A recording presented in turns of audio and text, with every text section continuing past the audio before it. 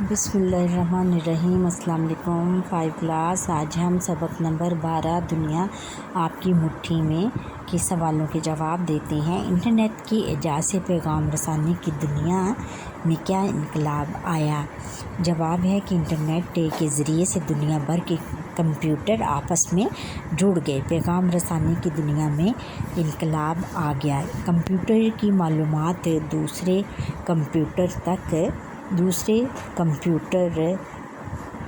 تک پلک جھپکنے میں پہنچنے لگی۔ یوں دنیا نے عالمی گاؤں کی شکل اختیار کر لی۔ سوال: شہریار اور ملائکہ انٹرنیٹ کی مدد سے کیا کام کرتے ہیں؟ جواب ہے کہ شہریار کو جب پڑھائی میں مشکل پیش آتی ہے تو وہ انٹرنیٹ کا سہارا لیتا ہے، جبکہ ملائکہ کو کھانا پکانے اور آرائشی اشیاء تیار کرنے کا شوق ہے، وہ اپنے اس شوق کو انٹرنیٹ کے ذریعے پورا کرتی ہے۔ اگلا سوال ہے کہ ایک طالب علم کی حیثیت سے ہم انٹرنیٹ سے کیا فائدے حاصل کر سکتے ہیں؟ جواب ہے کہ طالب علموں کے لیے ہم انٹرنیٹ کے ذریعے سے مندرجہ ذیل کا فائدے حاصل کر سکتے ہیں۔ نمبر 1 ہے کہ وہ گھر بیٹھے طالب علم گھر بیٹھے تعلیم حاصل کر سکتے ہیں، اور پھر یہ ہے کہ دور دراز کے علاقے میں رہنے والے طالب علم بھی اعلیٰ ماہر اساتذہ سے استفادہ کر سکتے ہیں، اور پاکستان سمیت دنیا کی بہت سی یونیورسٹیاں ہیں جو کہ اس طرح کے طریقوں سے اعلیٰ تعلیم دیتی ہیں۔ سوال: انٹرنیٹ نے ہماری زندگی میں کون سی آسانیاں پیدا کی ہیں؟ جواب ہے کہ ہم انٹرنیٹ کے ذریعے ہم گھر بیٹھے اپنا بزنس چلا سکتے ہیں۔ اس کے ذریعے سے ہم بجلی، پانی اور گیس وغیرہ کے بل جمع کروا سکتے ہیں۔ کچن کی چیزیں بھی انٹرنیٹ کے ذریعے سے منگوا سکتے ہیں۔ اور سوال ہے کہ انٹرنیٹ استعمال کرتے ہوئے کن باتوں کا خیال رکھنا چاہیے؟ جواب ہے کہ سارا دن انٹرنیٹ پر بیٹھنے سے اجتناب کرنا چاہیے۔ اس سے ہم جسمانی سرگرمیوں میں حصہ لینے کا موقع نہیں ملے گا، یوں ہماری صحت خراب ہو سکتی ہے، اور نظر پر بھی برے اثرات پڑتے ہیں۔ اب آگے ہم نے کرنا ہے کہ دیے ہوئے مثال کے مطابق دیے ہوئے الفاظ کے حروف الگ الگ کریں اور آخری حروف سے کوئی خوبی لکھیں۔ جیسے یہ ہے الفاظ، حروف اور خوبی۔ تنقید: سب سے پہلے ہے تنقید۔ یہ دیکھیں بچوں، سب سے پہلے ہے تنقید۔ تنقید کی کیا ہیں حروف؟ ت، ن، ق، ی، دال، تنقید۔ اور پھر اس سے کیا بنے گا؟ یہ کہاں پہ ختم ہوتا ہے؟ دال پہ، اور اس سے کیا بنے گا؟ دیانتدار۔ خوبی ہم دیانتدار لکھیں گے۔ اور مصنف کس کو کہتے ہیں بچوں؟ لکھنے والے کو، جو کوئی بھی تحریر یا کوئی افسانہ یا کوئی کہانی لکھے، اس کو لکھنے والے کو ہم مصنف کہتے ہیں۔ اور مصنف کے کیا ہجے ہوں گے؟ م، ن، صاد اور ف۔ مصنف کہاں پر ختم ہوتا ہے؟ فیاض، فے پہ۔ فے سے ہم کون سی خوبی لکھیں گے؟ فیاض۔ اور قسمت، آگے ہے پھر قسمت۔ قسمت کی کیا حروف ہوں گے؟ قسمت میں کون سے حروف ہیں؟ ق، س، م، ت۔ قسمت کہاں پہ ختم ہوتا ہے؟ یہ ہوا اس پہ ت پہ ختم ہوا، اور اس کا خوبی کیا لکھیں گے؟ تمیزدار۔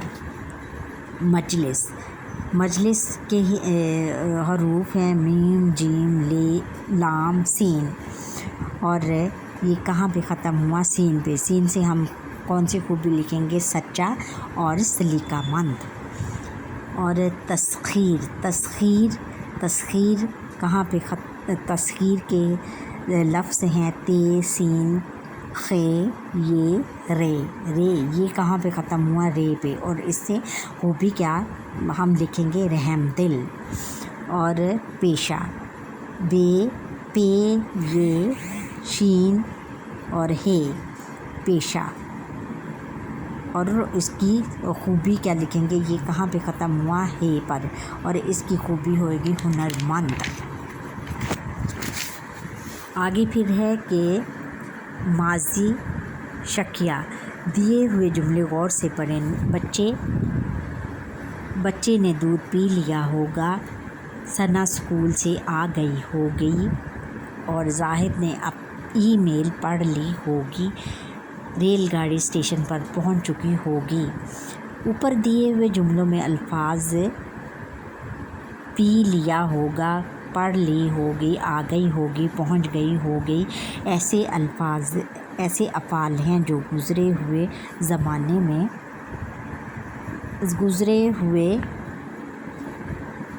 زمانے میں ان کاموں کے کرنے یا ہونے میں شک کو ظاہر کرتے ہیں، جیسے یقین سے نہیں کہا جا سکتا کہ بچے نے دودھ پی لیا ہوگا۔ یہی شک جملوں کو شکیہ جملے بناتا ہے۔ اچھا، مثال کے مطابق سبق میں سے 5 جملے چنیں اور انہیں شکیہ جملوں میں تبدیل کر کے لکھیں، جیسے گھر والے بھی ملائکہ کے ہنر کی داد دیتے ہیں، یعنی اس کا ہم شکیہ جملہ کیسے بنائیں گے؟ گھر والے بھی ملائکہ کے ہنر کی داد دیتے ہوں گے، اور گھر والے بھی ملائکہ کے ہنر کی داد دیتے ہوں گے۔ پھر یہ ہے کہ وہ ہم کون تھا یہ جو انٹرنیٹ کا استعمال بزرگ بھی کرتے ہوں گے۔ اور یہ آگے پھر ہم ایک اور جملہ لیتے ہیں کہ دنیا کا شاید ہی کوئی شعبہ ہو جس کے بارے میں انٹرنیٹ سے رہنمائی حاصل ہو، شعبوں میں بھی انٹرنیٹ سے استفادہ کیا جا رہا ہے۔ اور یہ ہے کہ محمد انیق صاحب ایک مصروف شخص ہیں، اور وہ بجلی، پانی، گیس اور ٹیلی فون کے بل انٹرنیٹ کی مدد سے جمع کرواتے ہوں گے۔ اور پھر ایک اور جملہ ہے کہ طالب علموں کے لیے انٹرنیٹ نے بہت سی سہولیات پیدا کر دی ہوں گی۔ اور پھر یہ ہے کہ انٹرنیٹ کے ذریعے معلومات کے خزانے ہمارے سامنے کھل جاتے ہوں گے۔ یہ ہو گئے اس کے جملے۔ اور اب ہم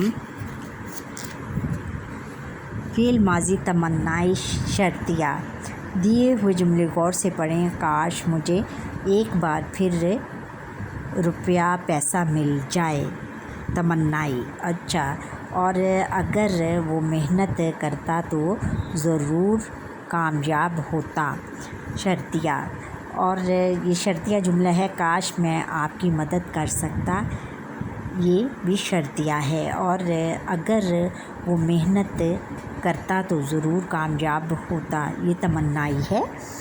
تمنائی یعنی جس میں تمنا پائی جاتی ہو، یعنی جس میں ہم یہ تمنا کرتے ہوں، یعنی جس کی خواہش رکھتے ہوں، اس کو ہم کون سا جملہ کہتے ہیں؟ تمنائی۔ اگر آپ نے پوری قیمت ادا کر دی تو یہ گھڑی آپ کو مل جائے گی، اگر آپ نے پوری قیمت ادا کر دی تو یہ گھڑی آپ کو مل جائے گی، یہ کون سا ہے؟ شرطیہ۔ کہ اس میں شرط رکھی ہوئی ہے انہوں نے، کہ شرط رکھی ہے نا کہ اگر آپ پوری قیمت ادا کر دی ہوتی، اگر آپ نے کر دی ہوتی، اس میں شرط کا پہلو ہے۔ اوپر دیے ہوئے جملوں میں کام کا ہونا گزرتے ہوئے زمانے میں تمنا اور شرط کے ساتھ ظاہر کیا گیا ہے۔ جن جملوں کے آغاز میں تمنائی اضافہ جیسے کاش اور شرطیہ الفاظ جیسے اگر استعمال کیے گئے ہوں تو انہیں ماضی تمنائی یا شرطیہ جملے کہتے ہیں۔ اب ہم نے کاش یا اگر کی مدد سے خالی جگہ پر کرنی ہے، کاش یا اگر کی مدد سے خالی جگہ پر کرنی ہے، ڈیش بھائی جان جلدی گھر آ جاتے تو ہم سیر کرنے جاتے، اگر بھائی جان جلدی گھر آ جاتے تو ہم سیر کرنے جاتے، ڈیش میں نے امی کا کہا مان لیا ہوتا، کاش میں نے امی کا کہا مان لیا ہوتا۔